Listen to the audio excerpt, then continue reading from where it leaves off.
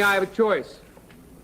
I have to choose between running for president and doing my job, keep the Supreme Court from moving in a direction that I believe to be truly harmful.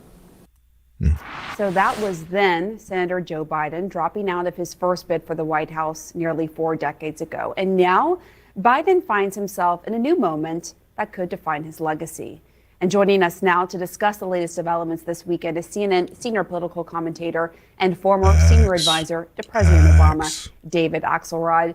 David, nice to see you. So right after President Biden's interview aired Friday, you posted on X that he is dangerously out of touch. Why do you say that? Well, because listening to the interview, he seemed to deny where he is in the race. He seems not to grasp what is the big concern that people have. You know, let me just say about the president, Pam, that his whole life he has overcome tremendous loss and tremendous odds. I mean, you know, his personal loss is well known, extraordinary and horrible, and he's fought his way back from that. He's fought his way back from political defeats and against the odds. And so his psyche is that he can beat anybody and any long odds. What he can't beat is Father Time, and that's really the concern here.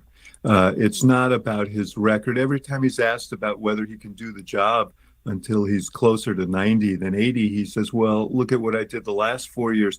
That's just not the way it works. Donald Trump is a almost unprecedentedly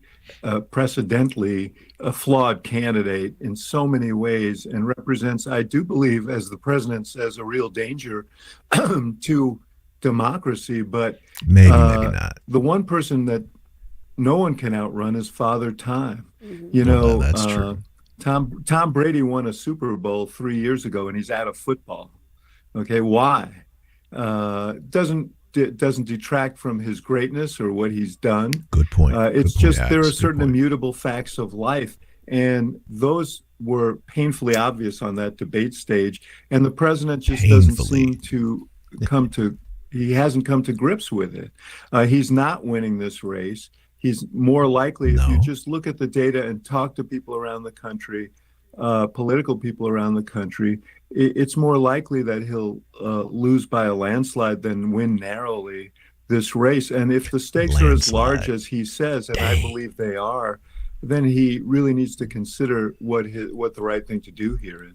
It's interesting because you mentioned, the fact that there's nothing you can do about age. It only goes in one direction, right? And what this comes down to is public perception as well. And a lot of people bring up, well, Trump is only a few years behind Biden. But when you look at the public perception in the polls, 42% of those polled said that Trump would be too old for office. 74% said that about Biden. And you have to wonder, we played that clip of when Joe Biden, when he was, then senator, dropped out of the presidential race in 1987. I was speaking to Evan Asnos, that Biden biographer, recently, and he said, he was pushed out of politics then. He's not going to be pushed out of politics again. Yes. That is one of the driving factors here of why he's digging in his heels. Is that how you see it as well? What else do you think is at play here with, as you? I see, a very, very long question there. But, we can appreciate how Brother Axe, who's been around, he certainly has connections here. He has feelings and all that intertwined, plus the things that he says. There's not just analysis, right? I mean, he's not just down with CNN, but I mean, he's still beholden through, experience and through care and rightly so to Brother Barack and, Brother Biden and the whole thing. So, I mean, it's the things he's saying, it's not just that political commentary. He knows people are listening to him still. He knows that what he says matters and can help to shift this thing. So, we can appreciate how he ain't just saying it like I might say it. The dude is just beyond the point. He need to pass on the torch. This is ridiculous. This is sit down somewhere. You man, sit down. He's a little more graceful than that. But we can appreciate why, so it's cool. He's still making the points though. with what you think is sort of a state of denial? He should not view it as being pushed out of politics. Look, Pam, I really have a very high regard for Joe Biden. I served with him in the White House. I thought he was a great vice president. I was glad every day that he was there. He was an important voice in the Obama administration. I think he's done some historically important things, and history will be much kinder to him than voters are being right now.